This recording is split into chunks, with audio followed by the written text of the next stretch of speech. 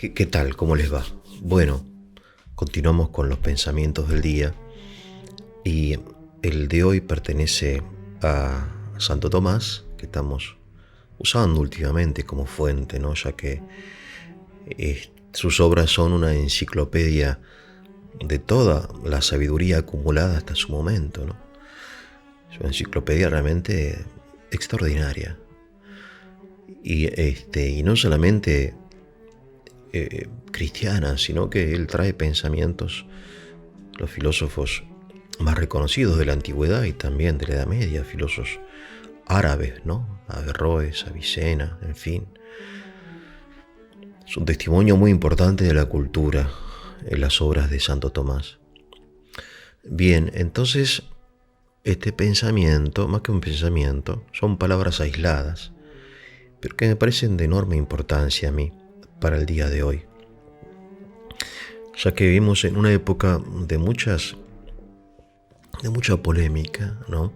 De mucho debate, sobre todo político, pero no solamente político, sino también intelectual, ¿no? Cultural. Y entonces Santo Tomás es un ejemplo también de cómo debatir, cómo discutir, ¿no? Y entonces estas palabras se las digo en latín y después hago la traducción, un breve comentario, que ustedes lo van a hacer después mucho mejor que yo. Las palabras son utrum, videtur, sed contra, ergo, ¿no? Hay otras palabras también, pero me voy a limitar a estas cuatro. Utrum en latín significa sí. Es una proposición que se utiliza al inicio de una pregunta, ¿no? Si, por ejemplo, el coral es un animal, o puede ser un vegetal, ¿no? Si hay que dolarizar la economía argentina. Si Dios existe.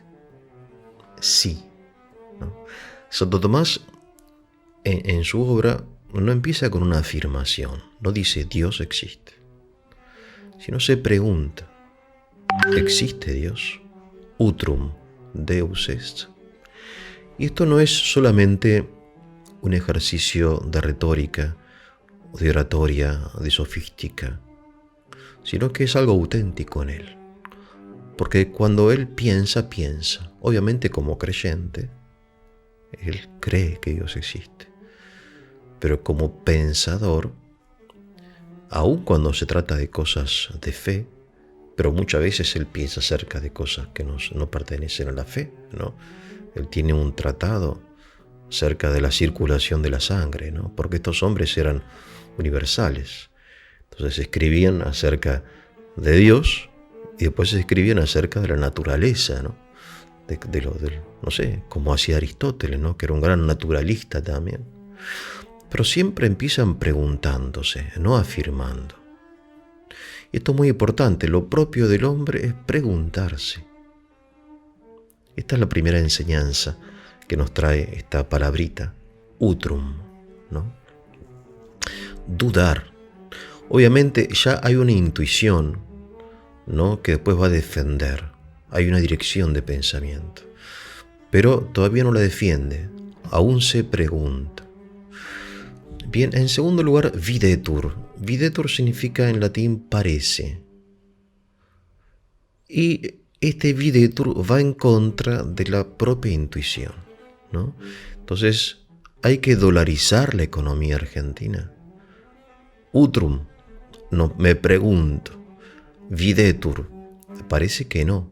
O sea, ¿por qué? Por esto, por aquello. O sea, argumentos en contra de uno mismo, de la propia tesis. Y esto quizás sea lo más importante. Porque uno está inclinado, como lo estudia la psicología, a buscar argumentos que confirmen la propia postura. Siempre hacemos esto, ¿no? Yo soy una persona creyente, ¿no? Entonces, obviamente, consciente o inconscientemente, voy a estar inclinado a usar mi pensamiento a favor de mi creencia. Y esto es un error, disculpable, justificable, inevitable, sí, pero hay que ser consciente de ese error, ¿no? Entonces, si yo tengo una tendencia determinada de tipo cultural, política, religiosa, en fin, lo que sea, ¿no? Debo tener cuidado porque me puedo engañar, puedo caer en la ilusión y entonces acumular argumentos a favor de mi propia intuición, olvidando, cerrando los ojos a los argumentos contrarios a su intuición. Fíjense qué importante, fíjense qué moderno que es Santo Tomás, qué libre, ¿no? Muchas veces pensamos que el siglo XIII, ¿no? Que es el siglo quizá de mayor esplendor de lo que se llama Edad Media o cristiandad, fue un siglo dogmático. En absoluto, somos mucho más dogmáticos hoy. Ellos se la pasaban debatiendo, discutiendo. ¿Y cómo? ¿No? Siglo de enormes discusiones. Entonces, cuando uno no discute, o cuando la gente no discute, cuando hay este tipo de pensamiento homogéneo, ¿no? Impuesto muchas veces por una política de Estado, ¿no? La ideología de género, ¿no?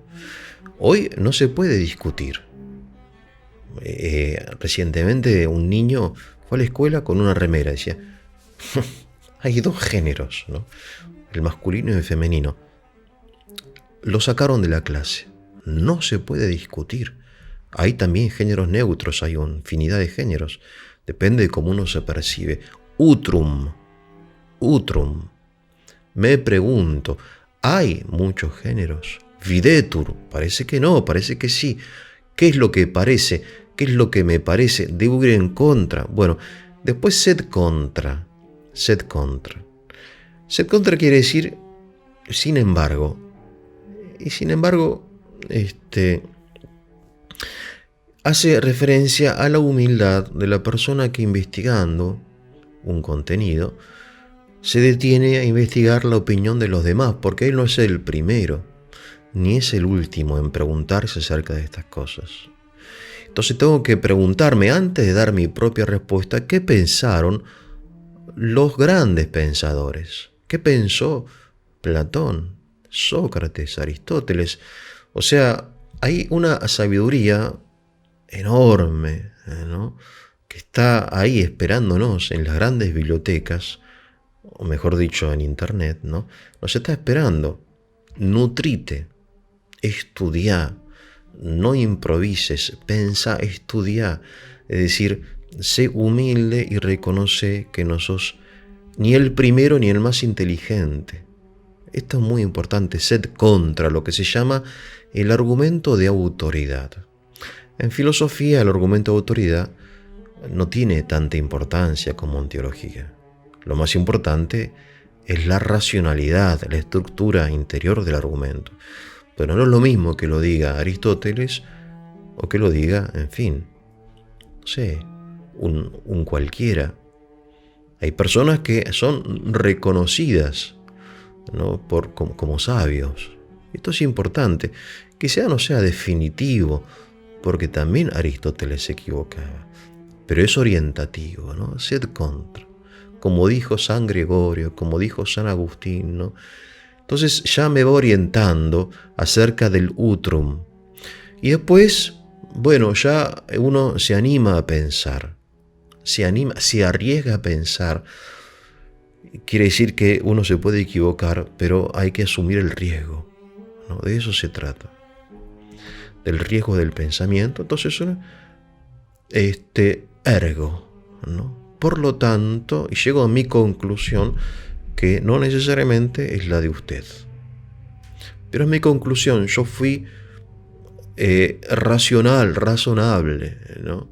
En mi argumentación, ¿no? En mis considerandos, que se llama, ergo tal cosa, ¿no? Y después, habiendo ya concluido, yo me ocupo ya con serenidad a responder a las objeciones, porque las objeciones, los videtur, están ahí. Están ahí. Sí, yo concluí, digamos, que el coral es un animal.